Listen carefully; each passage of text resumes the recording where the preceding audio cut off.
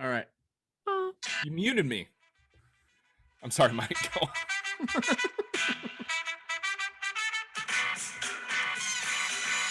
Hello and welcome to another Woodshop podcast with Mike Coffey of Coffee Custom Builds, Daniel Dunlap of Daniel Dunlap Woodworks, and Peter Kapar of Petrie's Workshop. You can find us all as well as the podcast on Instagram and YouTube.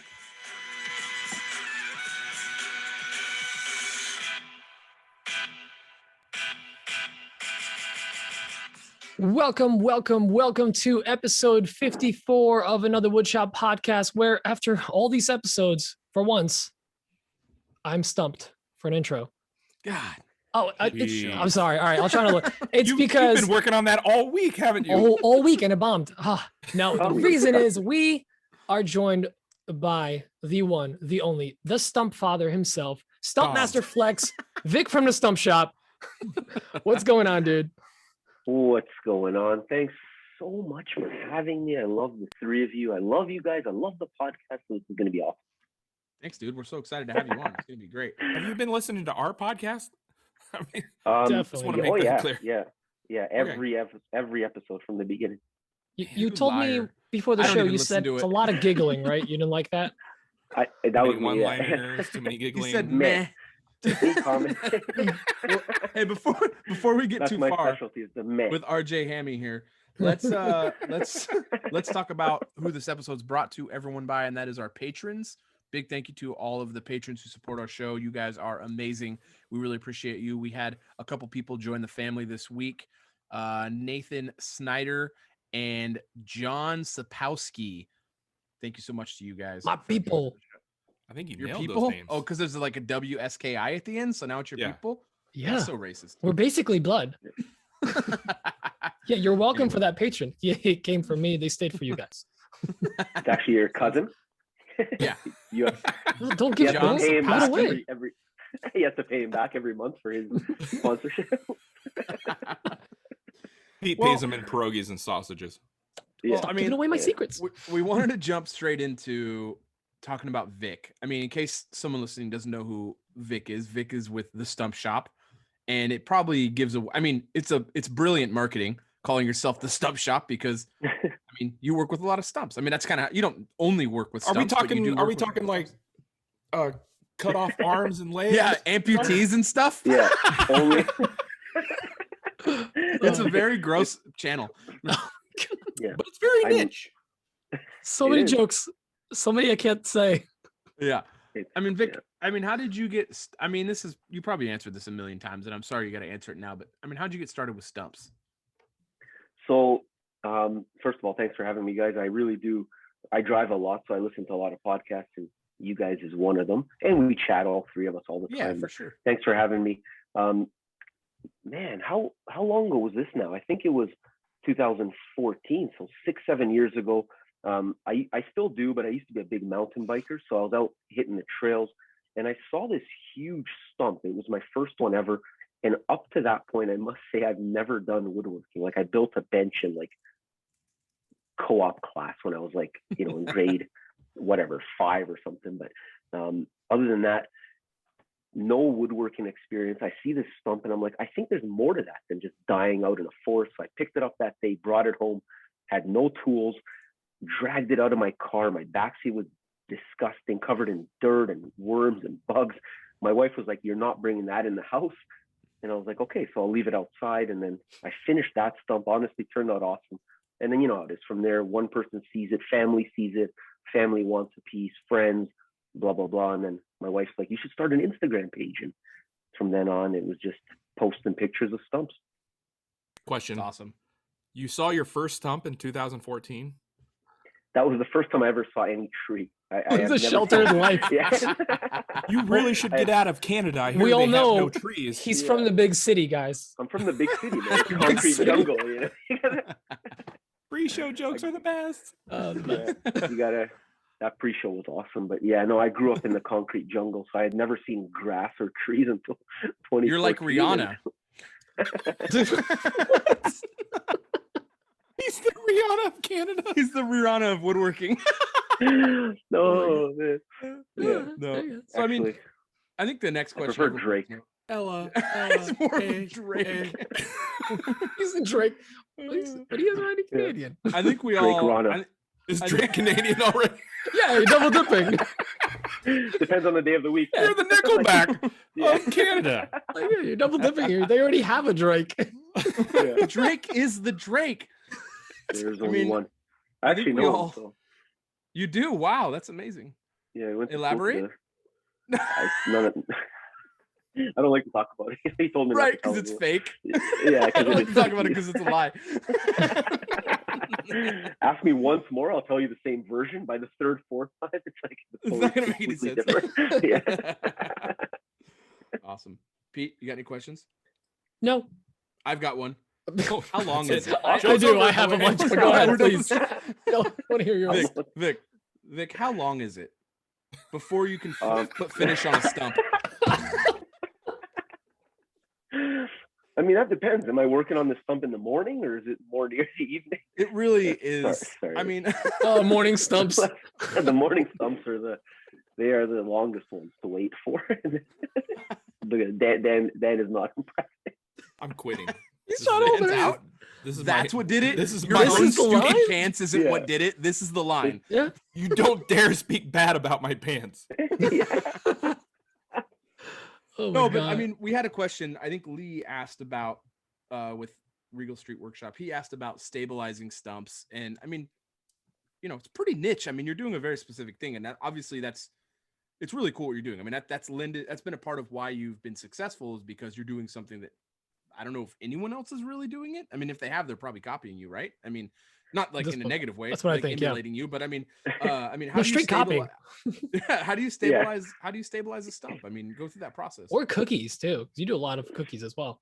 I do. I started working a lot with cookies. Stumps but are just cookies long cookies.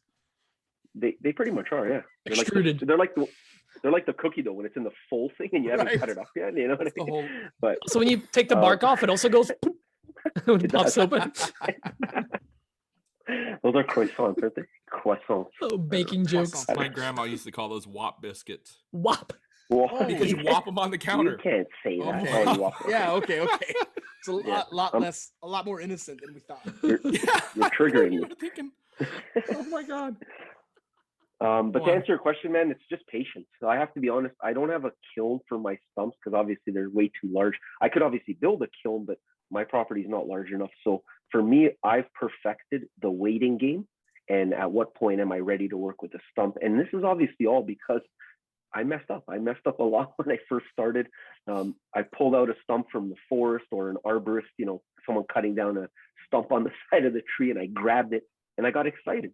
So I'd be staining and finishing that stump in like a week later after it was cut, right? Not knowing anything about woodworking. And then that stump just ripped in half practically, like in my Yep. living room, or customers would call me and be like, hey, here's a photo of my stump that's now like splintered wood on my living room floor. And I was like, what are you talking about? I didn't sell you that. And then I just changed my email. I changed my was email great. many I changed my email many times in the first few years, My name's Rick. Yeah, that's right. Yeah. Rick It's from actually Richter. the dump shop. Oh The yeah. Stump Shop. A lot of Yeah. confusion. I get that guy's emails all the time. The Richter. dump pop. That's my but no, anyway, so then obviously I started thinking I should probably research this thing if I'm going to be selling them. And that's what happened. good. Over several years I've become a master of naturally air drying stumps. I don't use any end grain sealer or anything. I've Really? painted stumps and done all types of testing. And what I find is that yes, it reduces the cracking a little bit in the stump if you've painted the end, but it also makes the drying just that much longer. Mhm. So I've instead learned to embrace the crack. And you guys have probably seen whether it's through Embrace cleaning the it and crack.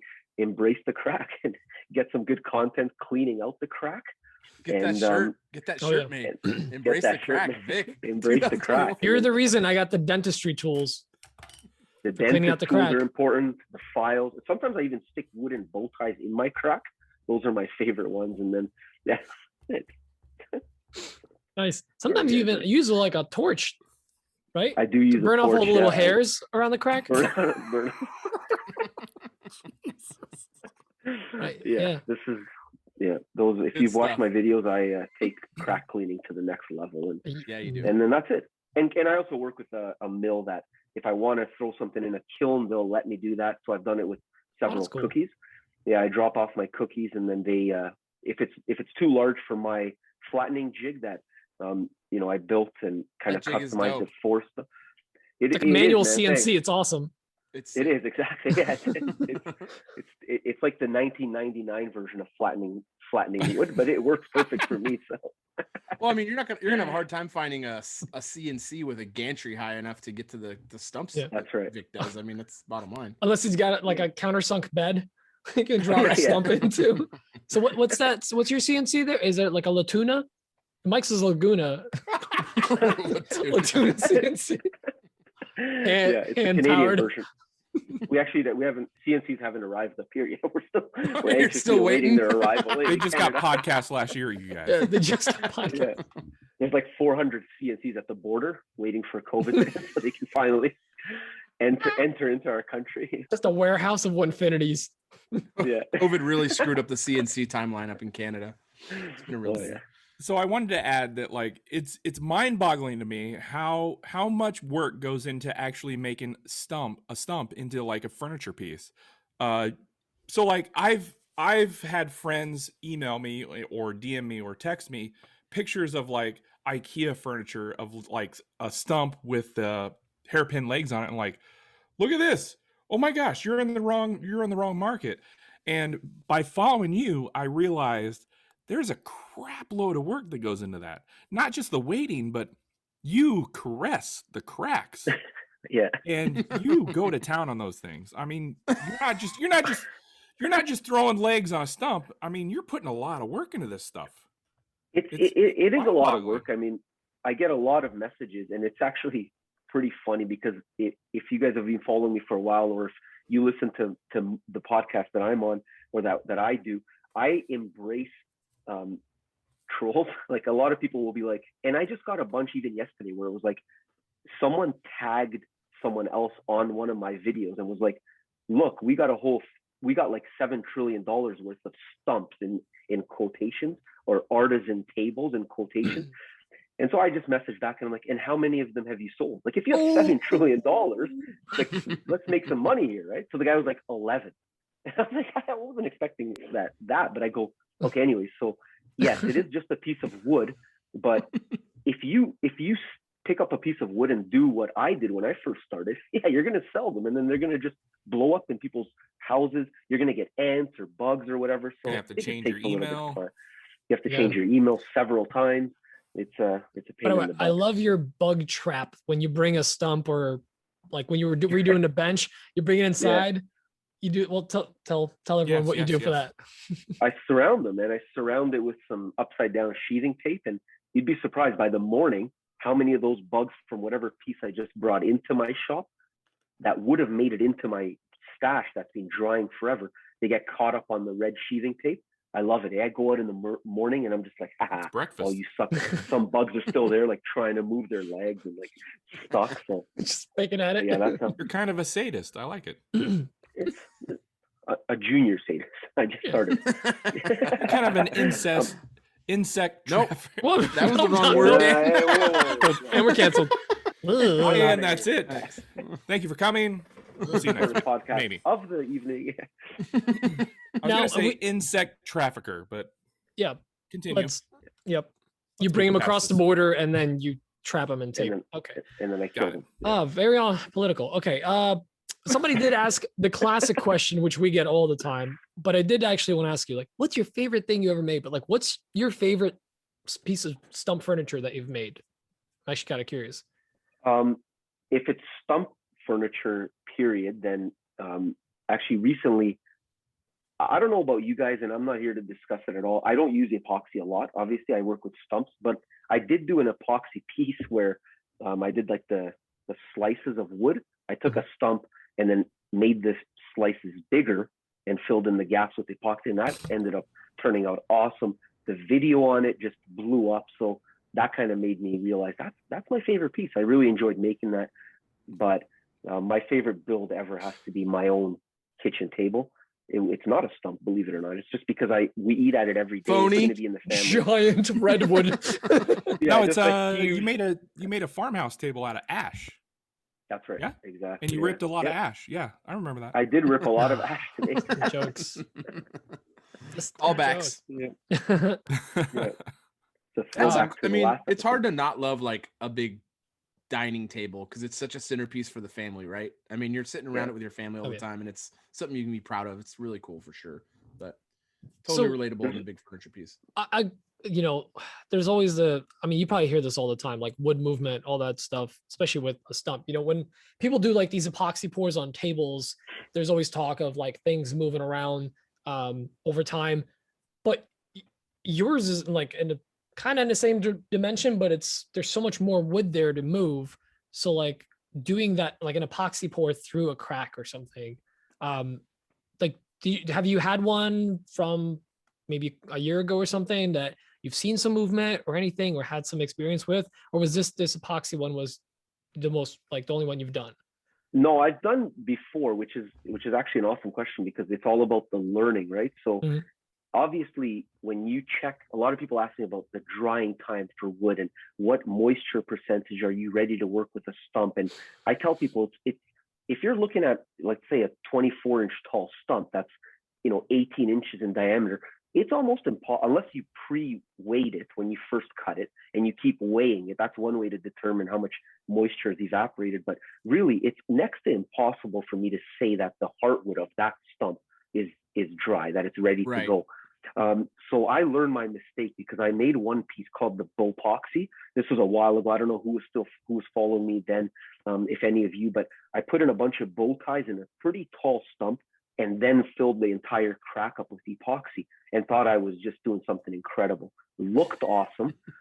Sent it a 3-piece set too. So like it was a lot of work and it, the customer paid a lot. And then they started sending me pictures going, hey, check this out. Like the edge of the epoxy where it meets the wood started bubbling. And then it started getting like see-through almost, like that much moisture from the center of that stump needed to still escape. Wow. So I was like, okay, so this is a whole other ballgame. Now let me go back to the drawing board. So I haven't filled a deep crack like that with my. Sorry, I was gonna. I This is haven't a filled very deep crack professional like that with podcast. my I'd like liquid it if in a you long kept it on the time. line. So now what I do with epoxy is simply tiny little pores or painting bark so that it stays on. But I've gotten away from using like epoxy to fill cracks because of that mistake, because I always keep learning, right? So I took that person's stump home, dried it in my indoors for like 6 months. I told them, sorry, like I'm going to make this proper, right? And then I refinished it and I haven't heard back yet, but it's a good question, man. It's a pain in the butt to work with epoxy and deep wood because you just never know what that They look moisture's so at, right? cool though. And even the unfinished ones where you just, you finish, but you don't fill the cracks. You just maybe do a bow tie or just a natural wood. It looks so cool. Yeah, they look sick. And It's a cool thing. It's a cool niche to like grab a hold of and run with. It's cool. I really think it's cool. I think it's great. No one else is doing it, and it just seriously, it's just such a cool like attack on it. I mean, it's like I said. I mean, I made the joke that it's a long cookie, but I mean, it is a long cookie. It's cool. Like I mean, it's a long cookie, and it's like a cookie log. It's a cookie log. Look, I mean, it's just cool. It's a cool, unique look. I mean, you see them in some of like those fancy, like online stores sometime where they make them, and you can tell they're just like some of it's not even real wood. Yeah, I think it's cool, like niche, man. I think it's really cool. Veneer that just looks like the outside of wood. Like a hollow basket or something. Right. You lift it up, it's like a laundry or basket. like the lid pops open and it's like empty inside. Just like my heart. You want to jump into some questions, or like you know what, we got a little bit of Viktor. Let's go into what's on my bench, or we got some questions. Yeah, sorry about that. I'm gonna hog the first half of the show. No, that's the whole point. I'm gonna ask these questions a little later. We didn't bring him on to hog the show. What is this? No, I have another question. It's actually 2 people asked a similar question, but I want to ask that in the. We can ask that in the question section. Should we talk about what's on a bench? Yes. Yeah. Let's jump play on. Play the song. I can't, but this is. now I just did. You know what okay. I mean. I love that song. You ruined the illusion. I'll edit all this out. That's the I one. could sing it for you. Vic, So Vic, that what was is on your bench? Nothing. Stump? Mike? No. Efficient. Actually, I like. lately, yeah, I haven't done anything in years. No, what's on my bench is actually I'm starting out 2 cool projects that I talked about in my stories. Yes, I'm doing a lot of stuff around the house now because it's a funny story because I'm not a house guy, and we talked about this with Mark and Dom. He's an outdoor Vic. Yeah, exactly. I'm not. I hate houses.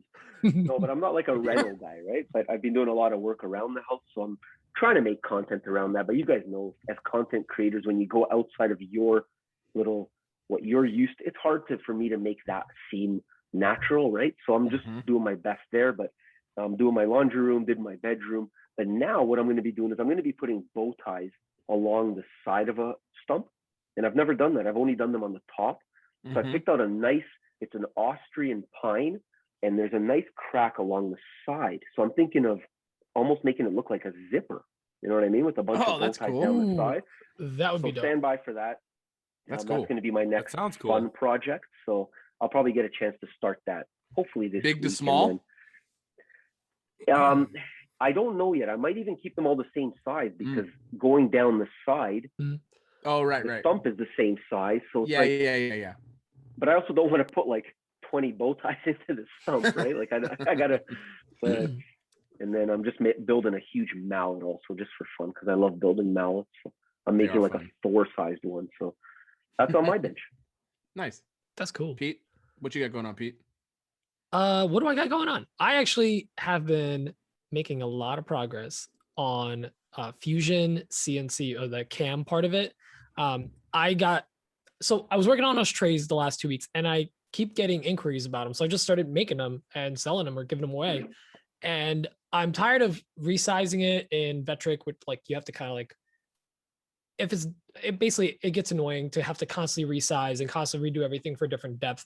Where in Fusion, you can just like, you have the parametric modeling, so you can change one thing like this, the width, height, and whatever length, and it basically adjusts the entire thing for you, including all your depths that you're going, all that. So that's going to make it a lot more efficient. I do still need to do some more testing, but I'm excited to potentially move, maybe not all, but a lot of my CNC stuff from Vectric right into Fusion, which is going to be a lot more efficient. Mike, you know how easy it is to like draw stuff in there. Although you found another solution now too that's even easier. Well, I was going to say, I don't know if you know about this in Aspire, but if you highlight, so what do you like? You're talking about resizing the inside and then the outside? Yeah. So if you grab, if you hit Control A, mm-hmm. and there's a little button where you can actually resize all. If you have all the items selected, you can actually, there is a resize tool where you can just make it so one dimension. Like if you choose the width, if you're going from 10 inch to now it's going to be 15 inch, it will resize all the dimensions in there. There's a button to do that in Aspire. I've had some issues with certain trays that I was doing. Like what? But I can't even explain. I mean, I was going from one tray to another and having to resize because I'm still having to go into each thing and go change the depth of the cuts as well. Because what I'm doing is doing millimeter shy of you don't have to do that you don't have to change that in the cam for Fusion though?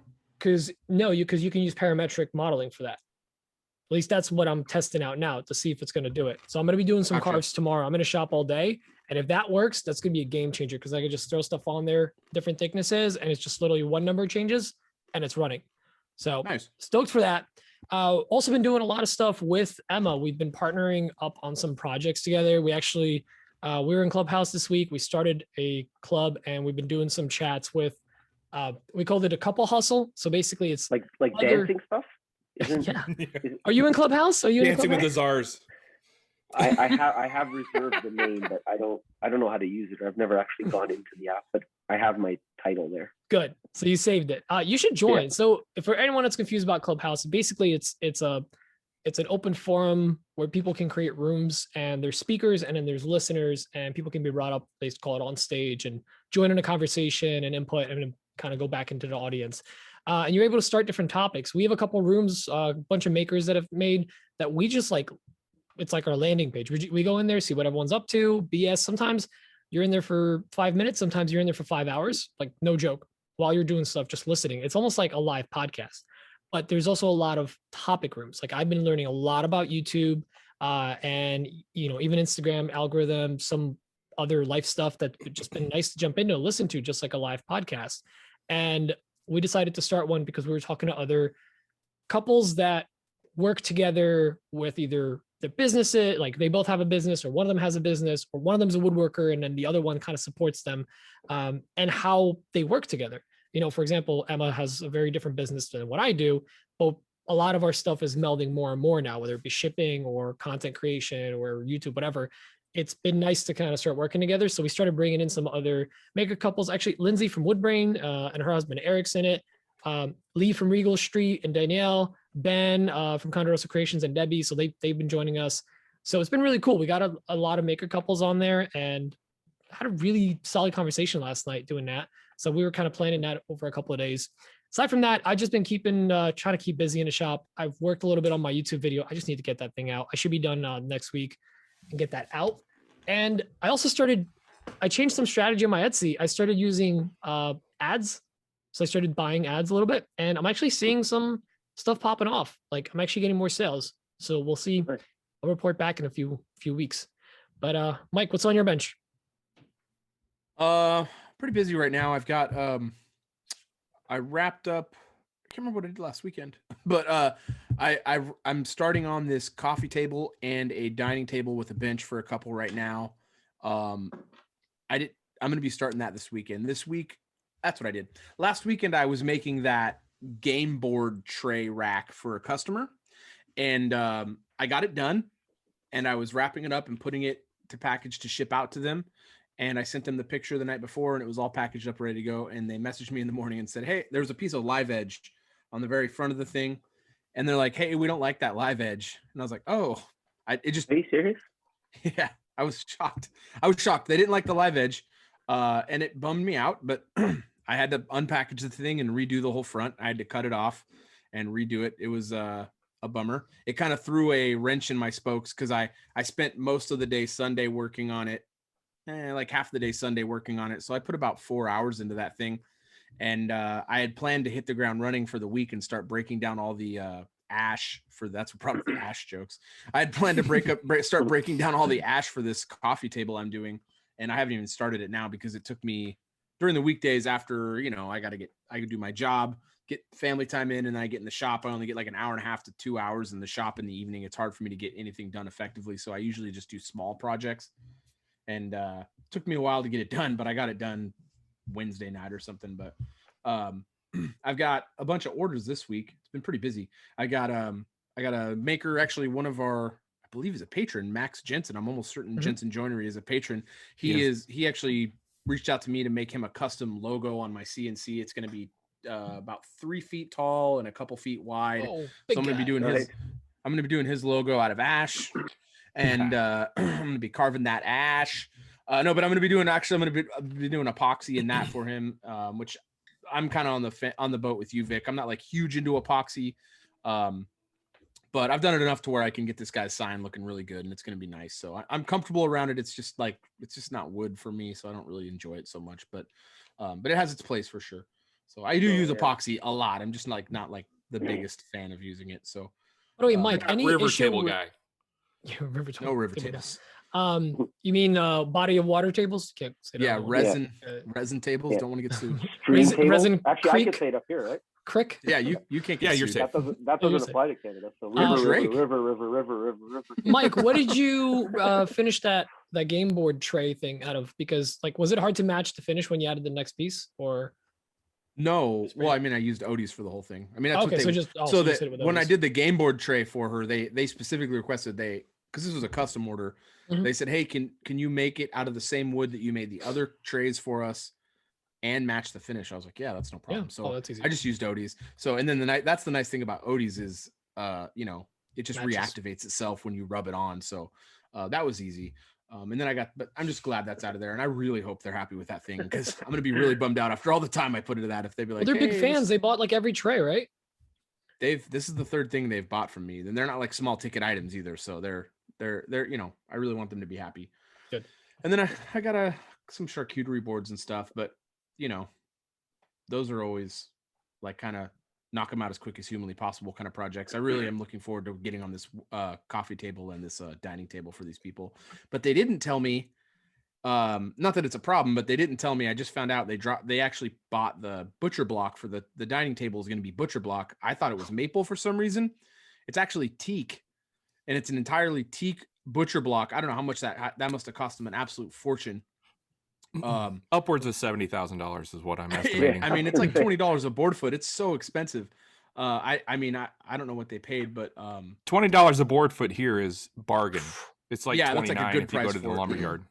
Yeah, And it's already a butcher block, so it probably there's already there's probably even a more markup money for into that. that. There's so much labor. So, but the problem with teak is it's hard to.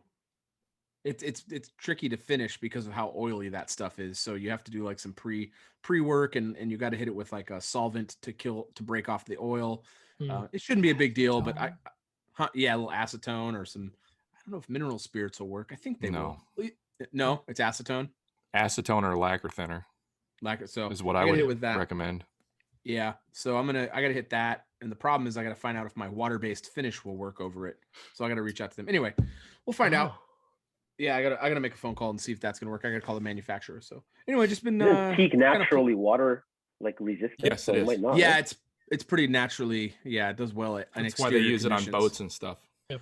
Oh, and I made a file this week to cut out a cart on my CNC for my sprayer. So Dude, I put that my was sick. Yeah, it came out really cool. Like I Yeah. really liked that cart a lot. It came out good. Like the joinery was really tight. Everything came out good on. I'm getting a lot better at using the CNC to make like different joinery on there. So that's actually kind of a fun challenge, especially when I'm like really busy like this. I'm so busy. I need the organization, but I don't have the time to spend to make the shop furniture. So if I can just throw a sheet of plywood on there and let the robot do its thing while I'm working in the other side of the shop, and then I pull off the pieces and just join them, it's really nice. So more importantly, now you know where your hose at. Yeah, I couldn't. You got to find out where your hose at. I mean, so Yes. the hose hanger worked out good. So Especially you got them on all corners, right? I mean, you got them in every area code. You got So And then you shipped like 1,000 of those conversion charts. yeah, it was crazy. Yeah. Those conversion charts have been selling like crazy. I shipped out. I had sold 22, and I just shipped out 30 this week, and I've got Holy. and I got 30. I've got 13 on order right now. So I'm gonna be carving them or running the file in the morning on the other sheet. I already ordered another 2 sheets of that HDPE. Those things are selling like crazy. They are really cool. I really like them. I You're hope going to you need a guys second CNC. I know it's getting wild. When we figure out what's going on with if we're moving and stuff, I gotta. That's not a bad point. Like you might not need bigger. You might need 2. I might need 2. It's very realistic. Yeah. So Are you moving to Toronto? You're coming up here finally? I'm coming to Toronto. I wanted to tell you at the end of the episode, but I guess now's as good a time as any. Moving on up. No, I know. Well, we talked about it. Garage has space. I'll kick out my Coming to kids. Toronto. Yeah. Mike and his family's coming. Yeah. Get out. Mike's coming up to Toronto. No. Dan, what about you? Concrete jungle. I had an interesting week. So I've been working on this base cabinet and some upper cabinets for a client where I'm going to do almost an entire basement build out. The basement itself has been built, but I'm building a lower cabinet for a bar, and they're going to put a sink in it and everything. Max is shaking for some reason. I'm also Check your building input. some upper cabinets and some floating shelves for the bar, and I'm going to build a floating desk and some Murphy doors. If you don't know what that is, it's basically a bookcase that is a door, and I'm building 2 of those, and I'm under the gun. I have to be done by April 17th. Yikes. Yeah. I just got the lower base cabinet and the upper cabinets done for the bar today. However, like last Saturday, I was ready to like hit the ground running in my shop and just bang out the cabinets and do as much as I could. And I got a text from my client early in the morning from the walnut desk. Some of you may remember that desk. Mm-hmm. It's a running joke now, apparently. But Walnut he said desk. that the drawers were getting so hard to pull out that he felt like he was going to throw his back out. I'm like, oh my gosh, that's no good. So I dropped everything and I went and took care of that client because they're super important to me. Sometimes all it is hard clients to are pull important. out. All clients Yeah. are important to me. It's backbreaking work. So I went to their place and I thought I'd be able to fix it on location, and I couldn't. So I had to put the drawer cabinet in my truck, haul it back to my house, and I worked on that. I ended up having to take the drawer slides kind of half apart. So if you remember, I built my own drawer slides for that cabinet base out of like solid walnut. It was like a dovetail sliding key type of situation. What happened was the wood kind of swelled, and I also glued the runners on to the cabinet, which was out of solid walnut as well. And I think the cabinet moved and the runners themselves moved, the slide runners moved, and it just kind of like, in there. yeah, it just kind of wedged it in there. So I had to remove the top runner. So now there's only two pieces, and like they're right on one another. So it was sandwiched in between. It's really hard for me to explain. We get it. We get it. We get follow it. you. It's tight. Also, I'm very distracted by Max. He's like right there. Well, he He's hears me just happy to talking, be so he's there. like, "Hey, things are happening." Wood moves, drawer stuck. Wood moves, drawer stuck. Dan had to I like fix it, and I had to tear it apart a little bit, refinish it, put it back together, come up with a new solution. Everything came out great. I delivered it. They were super happy. I also put some leveling feet on it to make it more perfect level with the desk. For some reason, it wasn't perfectly level. It was perfectly level at my house. I delivered it, not perfectly level. Whatever.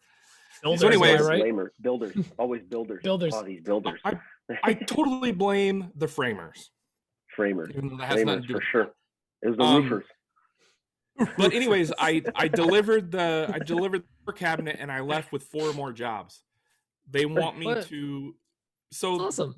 this client has a very nice home on a lake with a private beach, which is to die for. I would kill for this place. Ooh, But they have a private. anymore. Just kill them and take it. Next time you deliver Just your kill him, dude. What's the deal? Oh, it's Just that easy. You said the answer. Is that how we work up in Canada? You guys don't Places do to that die anymore? for. Like, I want your help. I kill you. They have this outdoor Take it. shower. I mean, this is like in Nebraska. You have to remember, in Nebraska, this is like a $1.5 million home, and they have this means outdoor shower. It's a everywhere $20 million home here. Easy. It's like a Easy. 95 In Cali, million it's home. going to set you back a couple Amazon paychecks if you're Jeff Bezos. Anyways, they have this outdoor shower, and it was built with construction lumber. I mean, like it's pulling apart, and you can see that it's construction lumber, and it's outdoor, and it's like they have like a really thin coat of paint slapped on there. It's not covering very well, and they had me look at it. And I was outdoors? like, "Yeah." And in Nebraska, which it has the gamut of Seasons. like seasons. So, anyways, I was like, "Yeah, this is gonna Seasons. last. It's gonna last Yep. maybe another year if you're lucky." He's like, "Well, what can you do?" I'm like, "I have made things out of teak, and I think a teak shower would be pretty dope." So he's got me doing that, and then he had me look at his pergola, which is super massive. Oh, that to get more And- jobs, you had to look at his pergola. Yeah, you definitely want pergolas. Wenge is probably best thing for pergolas. So I looked at the changing pergola. windows and stuff. I'm going to be rebuilding the pergola. And then they also have 2 landings from their concrete deck to their beach. It's like a wood landing. It's just basically just like a miniature deck. I mean, it's like 48 Excuse by me? 36. Oh. Miniature deck. Okay, deck. gotcha. Yeah, And they want those made out of teak as Pergola. well. So Nebraska. yeah. So I've had an interesting week, busy week. Things are popping over here, and I'm under the gun, and I really shouldn't be recording a podcast. I should really be out in my shop working. But anyway, But this pays am I the more, last right? to go? Yeah. Although, wait, I Yeah, forgot something. I actually made something really cool. I'm making a corner shelf for a bathroom out of cherry, and I made the panels for it. And I ended up just having my CNC carve out the Oh, I corner, saw that. the actual shelves and the rail that'll be there to hold the pieces from falling out. And Very cool. it worked out really well. It matched the grain very nice. The curve is perfect. I'm so happy with it. I never thought to do that. And I'm like, wait, I'm not gonna cut this on a bandsaw and sand it. So I got this Like thing a homeless person. like a homeless Yeah. person. No, I'm gonna use the CNC. Like the Porlish. The poor my people. All right. I just shake my head at you, rich people with CNC. Nope, wealthy. we're just not Canadian. I don't have a CNC. Mine's stuck at the border. I told you. Yeah, you don't have one, eh? There. Not yet. He ordered one. He's trying to act like he's cool. I about a ordered one CNC. years ago. He's still one of us. He's Yeah. still a regular guy, and then just shows up next week. Actually, Dan, Like- when is the day to land? Isn't it soon? April 4th, according to the Oh, website. geez, I got to send your laptop out. Ooh. Ooh. Mike, don't rush. It's gonna sit in a box for like a month. I know he's not gonna have it put together till like June. I of still need to clean that 2022. corner out and build a table for it. Yeah, I don't Yeah. need to rush on this laptop. I'm It's flying fine. out for a weekend, aren't I? Please do. I might. All right. Cool. Well, let's I'm jump into coming some too. questions. Yes. Got Yeah, Vic too. I'm going Yeah. then. Shoot. Get some Vic I need smooches. I got to get out of this concrete jungle. Come to Anyway, Nebraska. It's Riri. dangerous up here. I gotta get to Nebraska.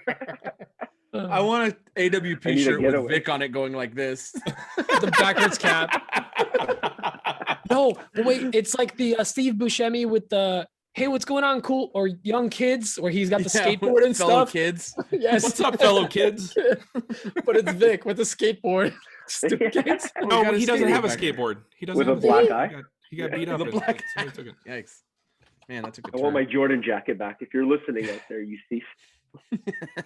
Please. All right, Yeah, let's- because it was a woodworker. They're like, "Oh my god, I wronged this guy 20 years ago." The person that robbed me, it was closer to probably 30 years ago. Definitely listens to this podcast. Give me You're back my older than jacket. we are. Yeah, Oh, I told jeez. you, I'm the oldest guy here. You're not. It's No, Dan. we It's haven't. still Dan. We'll never let Dan live it down. No All right, let's do questions. questions. We only got 3 of them. 4. I mean, there's a 4th written in one. So let's, Yeah, and I this got first one to ask him from the patrons or the people in the audience. Let's do this question from Ash over at Woodwork and Whiskers. G'day, boys. Question about sprayers. I've seen Mike with the Fuji. Looks fabulous. I can see the value in, if you're doing big pieces all the time. My question is, with not a top end like the Fuji, how much time do you actually lose in cleaning and preparing the guns as opposed to, other methods? Particularly if you're just doing more smallish pieces, are they worth it from that respect? Interested in your thoughts. Cheers. So, I mean, I've been spraying for all of, with this machine, I've been spraying for all of like a month now or something. I got recently for my sprayer this 3M PPS system, which is basically an add-on, and you get like an extra cup or a hopper, I guess is what it would be. It's the liquid hopper for the finish, and it has a liner in there, and man, does that speed up spray times. And it's cool too because you can pop the hopper off and you can throw a cap on there, and if there's finish still in there, you can put that finish and set it aside, and it's good for as long as the manufacturer states that. Because it finish like it is- shrinks, right? It like actually sucks it Yeah, up, so you're so not it having to worry uses- about the straw on the bottom, right? Well, the straw isn't actually connected to any liquid. It actually pushes a positive pressure into the hopper and squeezes that bag. And that's how Dude, it pushes That's it out so through your sprayer. cool. It's really slick and it's a great system. So, but that doesn't have to, you don't have to have like a Fuji for that. That'll work on any sprayer. I mean, they have a lot of adapters for that. I mean, you could put that on a lot of spray machines. Yeah, well, I think it has to be an airless or an HVLP. I don't think you're going to be able to get it. I don't think you're going to be able to get away with that with the like handheld, like the Home Right Wagner type of machines. Mm. But something with a separated turbine or compressor, I think they have adapters for most of the. I mean, if you go to 3M's PPS website, the manufacturer list is like 50 manufacturers. It's really long. So you can. Now, what about put them without on that all- stuff? How do you? Because I'm not even going to answer this. I really without want to hear yeah, this too. I mean, so without it, you get the stainless steel hopper. Dan can speak into this more. He sprays a lot. You get the stainless steel hopper. And it really isn't like a nightmare to clean out, but it also isn't nothing. I mean, I recently sprayed on that redwood bench, the Total Boat Halcyon product, which I do like. The only downfall for that product to me is that you have to put down, to get the satin, you have to lay down 2 coats of gloss and then 2 coats of the satin. And in between those 2 different products, you have to clean out the hopper because you can't have them mix with each other. So, I mean, that added like, it's like 20, 30 minutes of cleanup between that for the gun. So, I mean, it's not insignificant. Now you can do that in between the coats drying. So that's not a huge deal, but the actual clean out time can take a while. And you don't, I mean, really, we do all this stuff to be as fast as humanly possible. So Ash is asking about smaller pieces, and I probably wouldn't recommend a sprayer for someone who's mostly doing smaller pieces. Rattle can's fine for that, I think. Yeah, I mean, a rattle can thing, but I mean, or just a hard wax oil finish. I mean, a lot of smaller pieces probably aren't high traffic pieces necessarily. There probably isn't a lot of examples of a small, so you could probably get away with one of the hard wax oil finishes like the Rubio or the Osmo or the Odis. You could get one of those on there and have a good time. And you're going to be just fine because it's not like a table where someone's kid is slamming their hands on there and they're slamming their utensils on there. The thing's getting destroyed. You want some sort of durable commercial finish on there, which you're going to have to spray, like a film finish. So if you're doing smaller stuff, it might not really be worth it to get a sprayer. I mean, it just probably isn't unless you're doing bigger pieces like beds, tables, stuff like that. So I think the cleanup time with this system that I put on mine is insanely fast. I was literally, the only thing you end up having to clean is the part from where the hopper attaches, and no one listening to the pod can see me, but if you're watching this, the part where the hopper attaches onto the gun. Guys. Yeah, I'm touching with thank you, Viktor. Making a circle, a half circle. I'm good at it. This is perfect. Now he's doing a thing with his tongue. Yeah. Now he's touching his beard. Now you have basically, I mean, that's nonstop. It's basically like 6 inches of it's like 6 inches of actual gun that you have to clean out. And I literally just took it over to my kitchen sink and turned on the water on warm and just held it underneath my kitchen sink on warm for like a minute until the water was perfectly clear and the thing's clean. It was like a minute of cleanup, literally a minute of cleanup. It was amazing. It's like magic. It's magic. Dan? I've had my Fuji sprayer. I have the Fuji Semi Pro 2. It's a smaller rig than what Mike has. What do you have, Mike? You have I have the Q5, but what Dan has is plenty for doing for sure coats and stuff. I mean, that's a solid machine. I've used it to spray big old tables and stuff. Yeah, that's more. What I want to say is I've had it for 6 months, never cleaned it. I use one finish and one finish only in all my sprayers. The Fuji, I use lacquer. I use the satin lacquer, and it keeps an airtight seal. So when I'm done spraying, I just wipe off the tip, just the tip, and put it away. And I make sure before I spray my next project, if it's been a day or two, I make sure to swirl it a little bit. You don't shake it violently. You swirl it. You don't want to add air to it.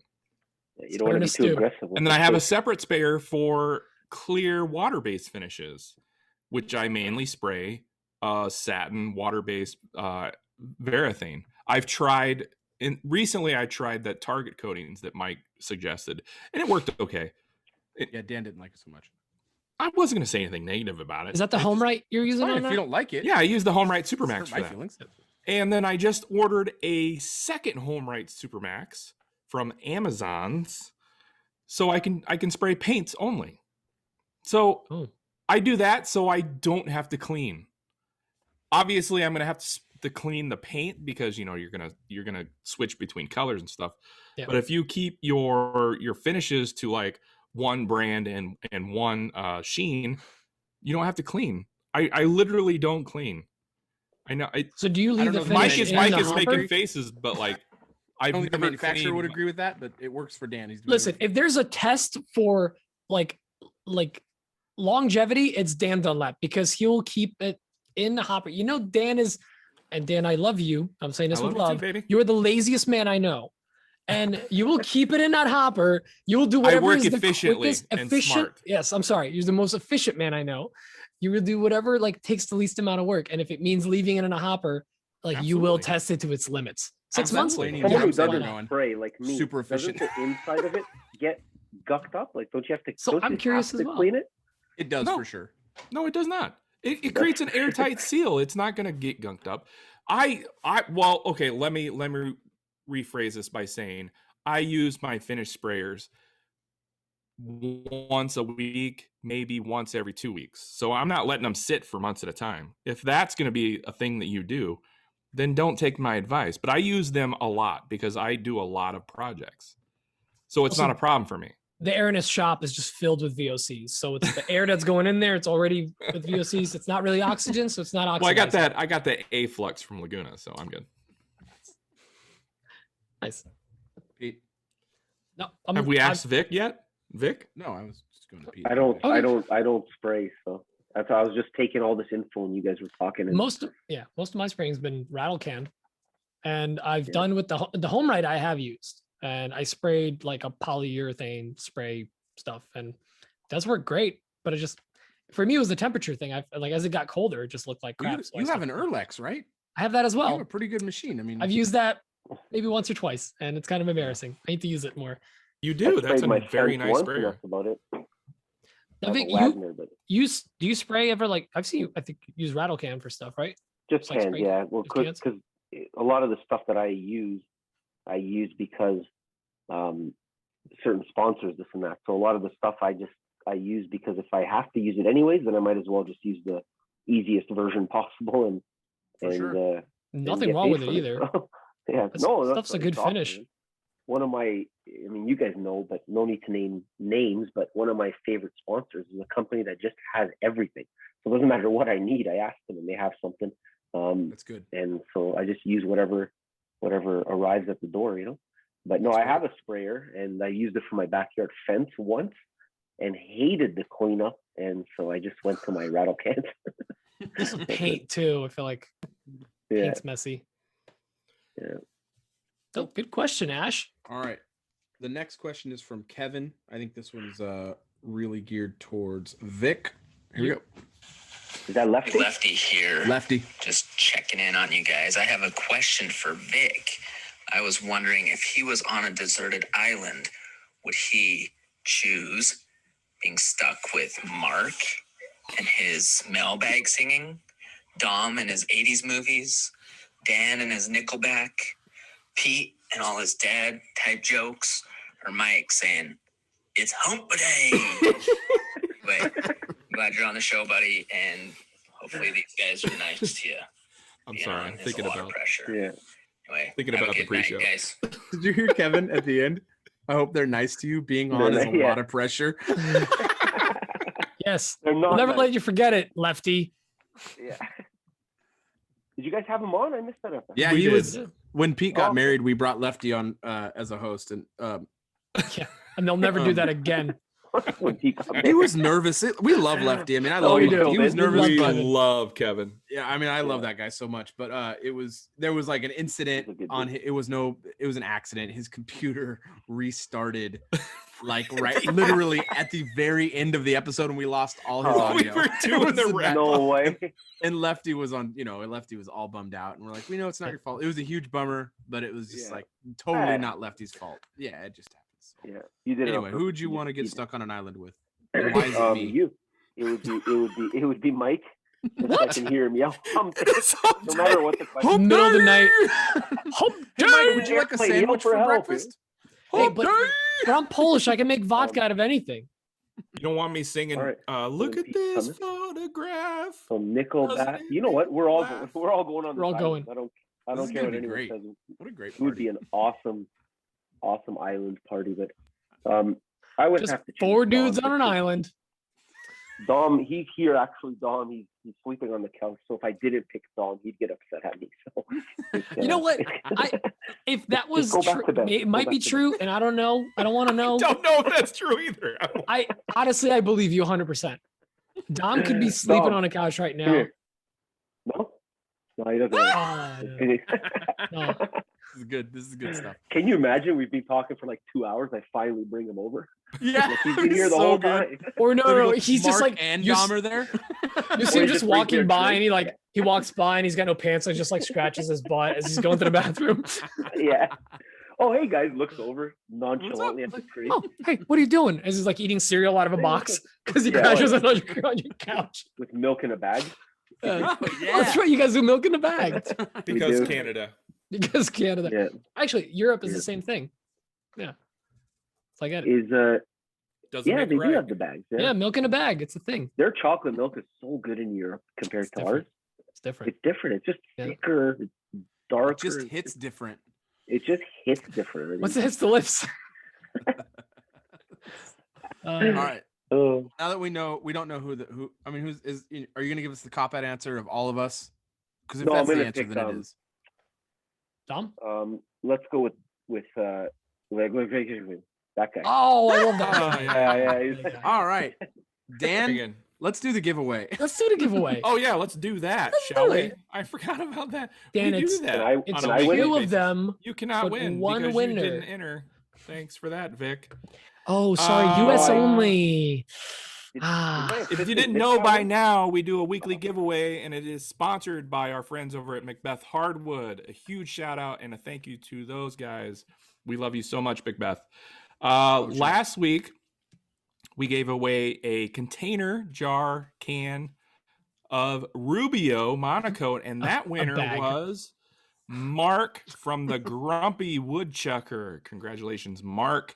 You're going to get This week we're giving away Dan's pants. Pure and possibly my pants. No, my pants are not on the docket. This week, Rusty sent me the text. I have to rehash. It's the that. micro jig gripper, two. like the stop. The what is it called? The Oh, the push blocks. The push push blocks. blocks. Not yeah. the actual grippers, but the push No, blocks. it's blocks. the push blocks. Which he's right. You want two of those, not just Yeah, one. it's in a set. Yes, they come as a pair. I learned today, by the way. So you're going to get the microjig push block grippers. They come as a pair. You're going to get two of them.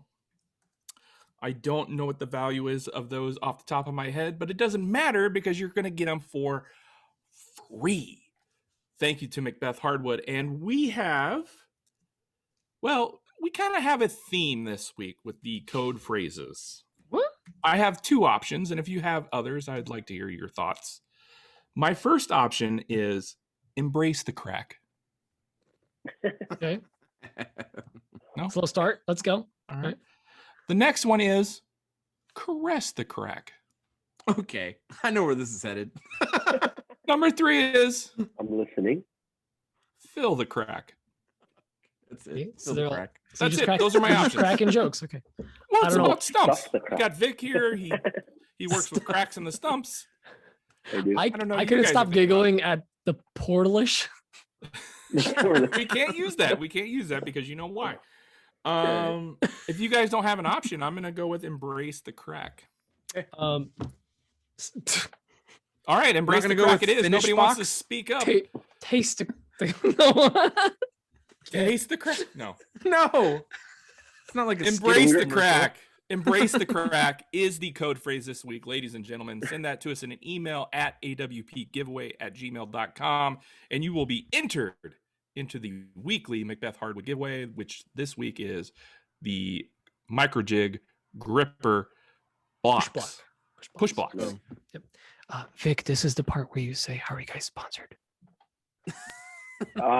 Yeah, this is absolutely crazy. How are you guys sponsored? Thank you. We don't know. Now everything. We don't Hey, know. back to That the is a show. theme. That Back, feels back to the show. right All right, now. This next question but is from I- Max. Oh, go ahead. Oh no, I was kind of Oh, That's Max. disappointed Dan didn't give fingering the crack as one because after you sanded it, Oh, you just want to. No, I'm saying it's after too you late now, sanded Vic. it, You should have spoke up. I already gave the people the phrase. It's true. You I can sand change my it. cracks to 220. I can't then change it. I finger can't it, change it. I I already was did thinking of the burning the spiel. crack hairs, but I mean, I don't know. Or Did you say or you- party in the crack hair?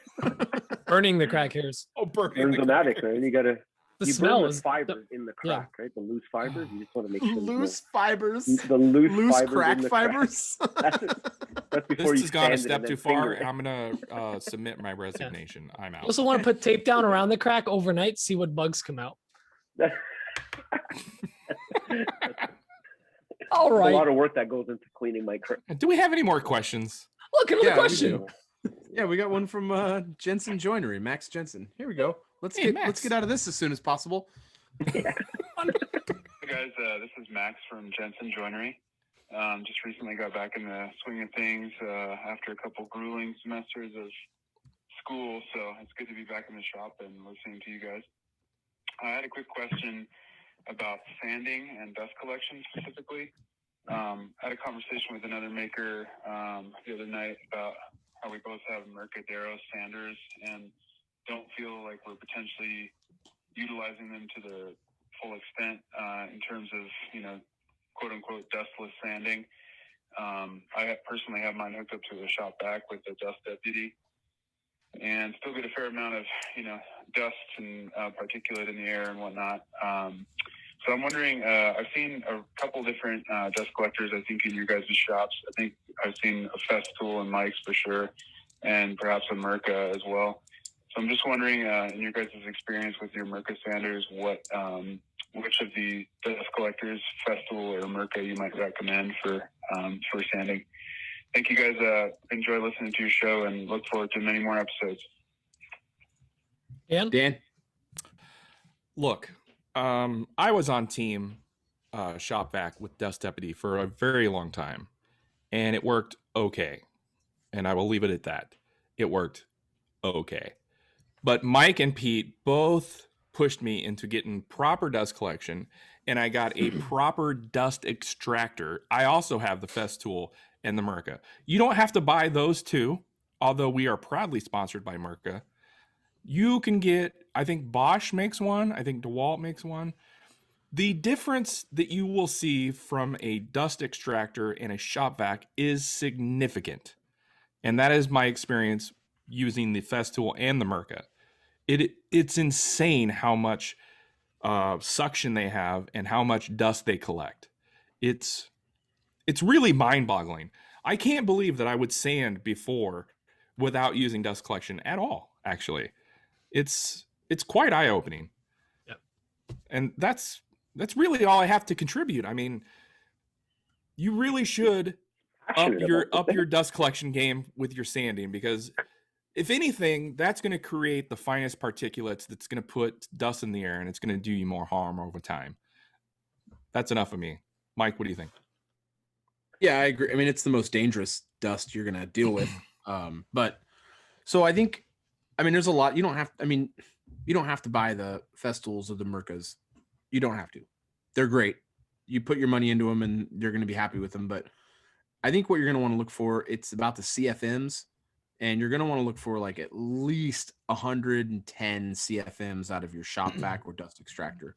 I think even my smaller Festool is 115 or 120, I want to say, and it does great. Like, it has a lot more suction than my old orange branded shop vac. The old big one that I had was like 65 or 70 CFM, and it wouldn't have been able to keep up. So if your question is, what do I need to get that's going to do the job? You don't have to get the $600-700 machines, but you do want to get a machine that has the proper CFMs to pull those dangerous particles out of the air and, keep you doing this for a long time. I think that's really important. You can get a respirator and go that route too, but if you have the Mirka, you want that dustless sanding. That's what they tip that's what their whole brand is built on, is the dustless sanding. And if you're going to have that sander, it's really nice to have that dustless sanding set up. So if you can get yourself something, there's Fine, DeWalt, Bosch, like Dan said, there's a bunch of good brands out there. There's a bunch of brands out there that make machines that will be able to push what you need for that dustless sanding. But you need to search for a dust extractor, not just a shop vac. Yep. Right. Oh yeah, that's a big difference. Yeah. Pete. So yeah, you took the answer out of my mouth with Fane. If you're looking for an entry level one, that's a great brand to go with. I highly recommend. I think the Festool and Mirka ones are incredible. I also have them. All three of us do. We all have the Festool CT36. Yeah, which has 138 CFMs. I just looked it up. And the Mirka, you guys all have both? What kind of big deals? Medium deals. The wealthy. But the Fane is the Fane is a great entry level one, and the reason it's so great, and something that you guys didn't really talk about, but that's actually pretty big, is having the power outlet on the tool, so you can plug your sander into the vacuum. You don't get that with a shop vac, so it turns on and off as you need it. And actually having the suction control, I think, is handy. I find that if I just crank it up to high, I tend to get more marks with certain grits. I'll get like those swirls or something, or marking pigtails. On my pigtails. Yeah, because it literally like suctions to your piece if you're doing a tabletop or something. So sometimes you want to dial that back a little bit, and sometimes you don't need as much CFM because, like the guy said, that's very dangerous stuff. And lost Vic. Oh, there it is. The most dangerous stuff is, it's not the, like when you're sanding, the stuff that like settles on the table. No, it's the stuff you can't see in the air. And the vacuum is going to pick all of that up. And I think somebody, once we talked about. Note the time. Vic, you're on mute. Vic is muted. Yeah, Vic, you're muted. Yeah, Vic, you disconnected for a second. There we go. Yeah, sorry about that. I don't know what happened. So I don't. Yeah. Okay. Is your audio still recording? Yep. Yeah, I just checked that. All right, The other site, right, or whatever. Yeah. Audacity. Yeah. Audacity. Yeah. We're still. All right, so I'll do a. All right, good day. Did they sponsor you? Don't say their name unless they pay you. No, I'm just kidding. So let's do a 3, 2, 1. And the other thing I think we talked about at some point is that those shop vacs, at least with some of the hoses, they tend to the stuff tends to cake up on the inside if the CFMs are not so much too high, but if they're not really set up for like super fine particulates. Because shop vacs are just kind of for all around use. They're not really good at one thing. They're just kind of there to just suck up crap off the floor. So, but yeah, look into something that's adjustable, variable speed, and you're gonna be very happy. Your lungs will thank you. Vic, what's your thoughts? What do you think? So it's funny you guys talk about the Merca and Festo, because those are the ones I'm looking at getting. I've been talking to Merca and hoping to work something out with the Merca Canada. But yeah, for now, because I do this part-time, little as possible, still look at it as a hobby. I'm still using the, basically I've more invested in the air cleaner in my shop, the mask, and then I don't have any dust extractor. Instead, I still just hook it up to shop vac and then go that route. But it's also because I don't spend as much time as you guys out in the shop. But this year I might be making some changes. I mean, as long as you're using something. Oh yeah, I mean, yeah. You're not just sanding willy-nilly out there. Yeah, even for renovations around the house, like you're doing now, like you can sand decent. I took my Merca sander. I sanded all these walls. They were wooden paneling.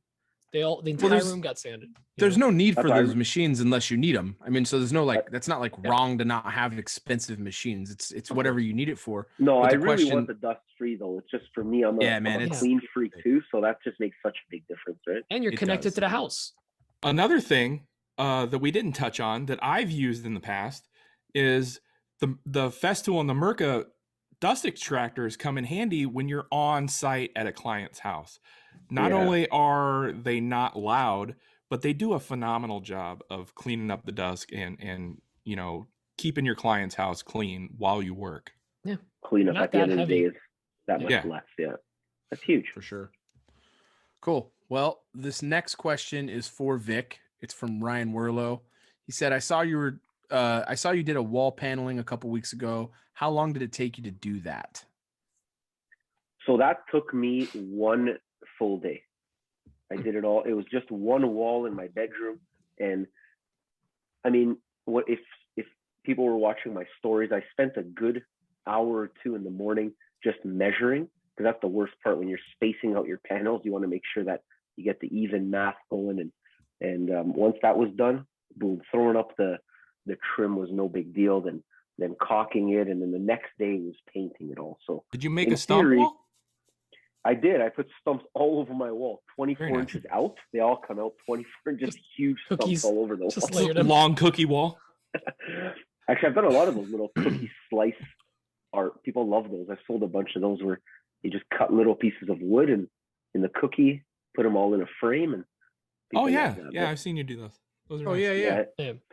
No, the trim was just it took one day, and then 1 day of painting. My wife helped me paint the bedroom, and we're done. Now we're just waiting for our king bed to arrive. Apparently beds are on back order too. Nice. I don't know if you guys knew that, but we ordered a bed we ordered a bed like a month ago. They said it should be coming in 2 weeks. It's at the border with his CNC. Yeah, that's right. Yeah, exactly. Hey, if you need a bed frame for that, I know a guy. Are you the guy? Yeah, I'm the guy. Walnut guy? No, cherry guy. I can do all the things. Or a teak bed. You want a teak bed? You want a teak bed? Yeah. My backyard. In case you want a water bed, it's waterproof. When Dom comes over, put him outside. When Dom, Dom, they're talking about you again. So I actually do have two questions here that are kind of specific to you, because you can answer that better than most of our guests. If you guys are cool, I want to ask these real quick. Yeah. First one, and they're both basically about, you being Canadian, but they're specific to this. Well, no, but the first one is like, is there, we're joking around about like, oh, the CNC stuck at the border, but is there things that like you can't get in Canada, or you kind of frustrated because maybe they don't ship to Canada or something, that you see other makers or woodworkers, or maybe it's not a woodworking thing that you see kind of pop up? Not really, to be honest. I mean, that's changed huge in the last, 10, 15 years, where when I was growing up, they were like, for example, Nintendo games. I would drive to Buffalo, right? That was our closest, I won't say big city, but closest city to us. And we'd go and grab some wings and then pick up like the latest Nintendo game, because we knew it's not coming to Canada for like 6 months or a year later. Is that really right? how long it would take? Back then it was crazy, where even like songs, you'd be like, oh, that's already released in the States. They haven't released that up here, right? But to be honest, crazy. That's like all of that has changed. Like we can get everything now. That's cool. Especially Toronto, right? It's anything you want. A lot of the stores you guys talk about, like I have no idea. Like Macbeth, right. I know they sponsor you, no idea what that is. Or Laguna, just all these shops, or I don't know if that's a tool or whatever, but it's a tool. A lot of that stuff, yeah, exactly. So a lot of that stuff it's not prevalent up here. We don't get that. But other than that, in terms of product or any item, anything, that stuff is over. Those days are gone. Isn't King like the big tool manufacturer up there? Is it King? King is a certain tool manufacturer. They're definitely not the big one. I used They're to not have the big King. one. Can you rattle off some big ones? I kind of want to see if I know any of them. It's the ones that you guys know about too. Like it's the same ones, right? Like we got DeWalt.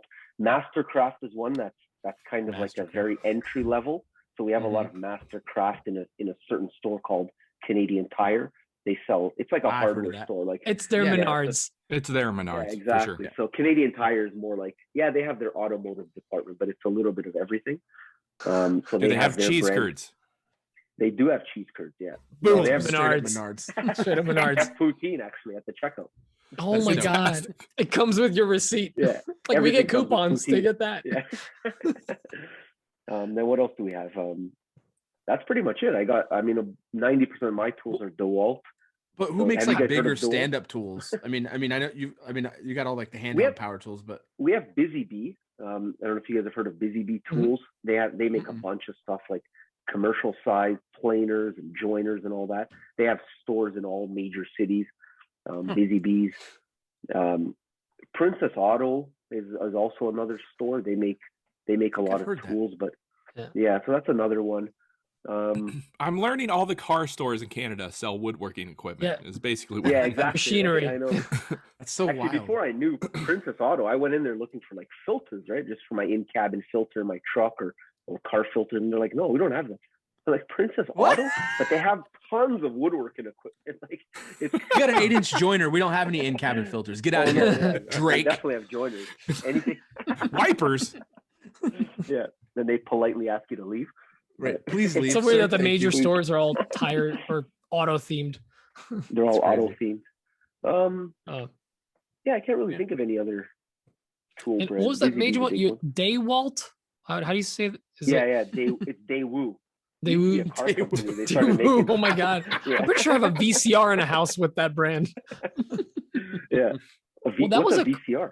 That was a car brand in Poland. We don't have that yet. Or like in Europe. Yeah, like there's Daewoo cars. In Korea. I know. Yeah, they're the old Nissan, aren't they? No, the old company. Nissan is Datsun. Oh, Datsun. Datsun. Yeah, Datsun. Bring me back. Yeah, Daewoo. I think it's a Korean car company. I think. And now, so like, what about like obviously we all dealt with COVID down here. We all kind of complain about the same stuff. A lot of us experience the same stuff. But like, how has it impacted you? I mean, our lumber prices for at least like construction grade lumber is through the roof, and a lot of certain lumber is impacted as well. But some stuff is kind of the same. How are you guys with that? Lumber prices are crazy. Like an average, like a regular 2x4, like an 8-foot long 2x4 construction, it's literally doubled in price, if not more. So there's a couple guys I follow up here, Brolaws. They do a lot of construction and house rentals and stuff. They did a whole breakdown the other day of how, like, when they back charge clients for lumber included in their estimates. It's just like to build an entire house, the price of lumber itself has gone up like 50 G's or something, right? It's like, I'm talking, if you're building a whole house, but now you got to transfer that towards the, to the customer to make your money back. But the prices of that have gone up. And in terms of shelves, like I was at Home Depot today buying some couple things, and like the wood stains and like finishes, like the aisles look like they've been abandoned. Like there's just, you can't get product. It's crazy. Yeah.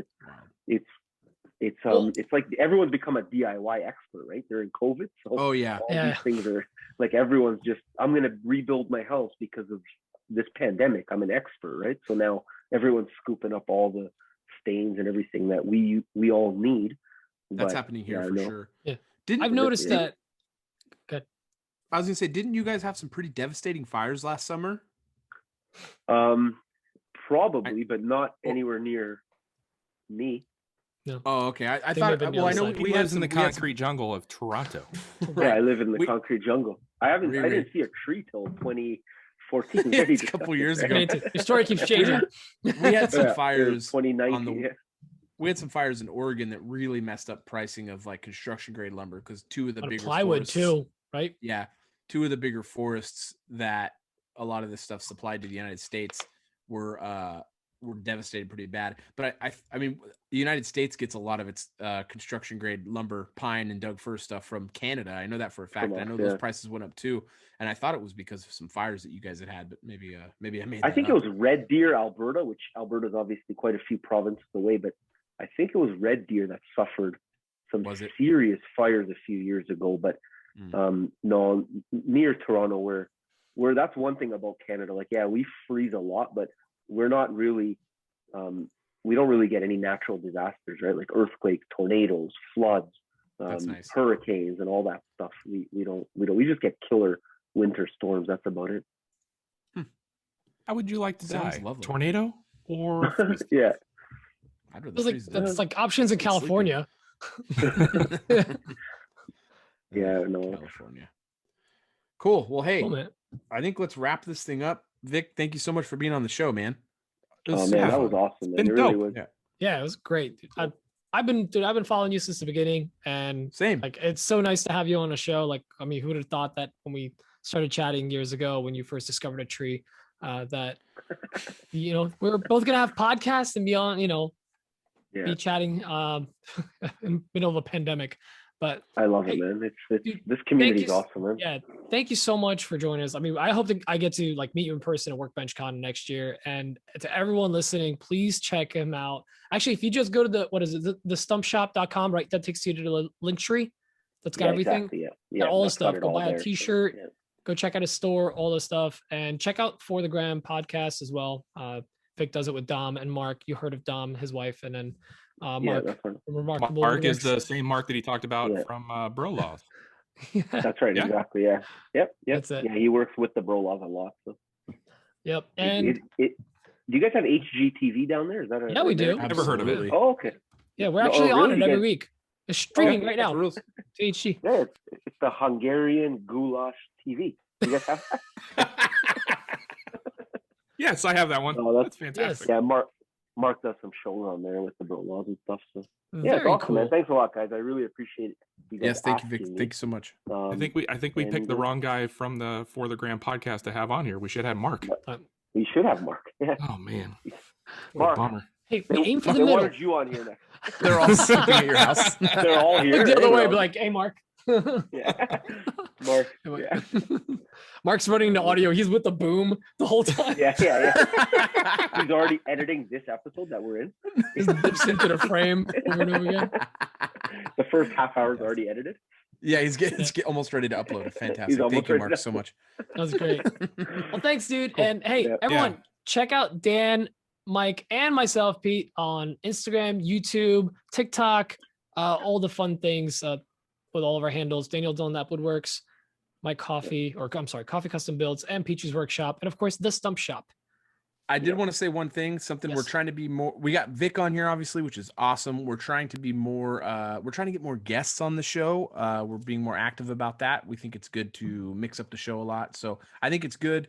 I didn't talk to the guys about it before we did the show, but I think it's good that we start mentioning who the next guests are going to be. Yeah, and for sure. in a few weeks, I think it's on the 19th. No, today's the 19th. 9th. That's impossible. 9th. Thank you.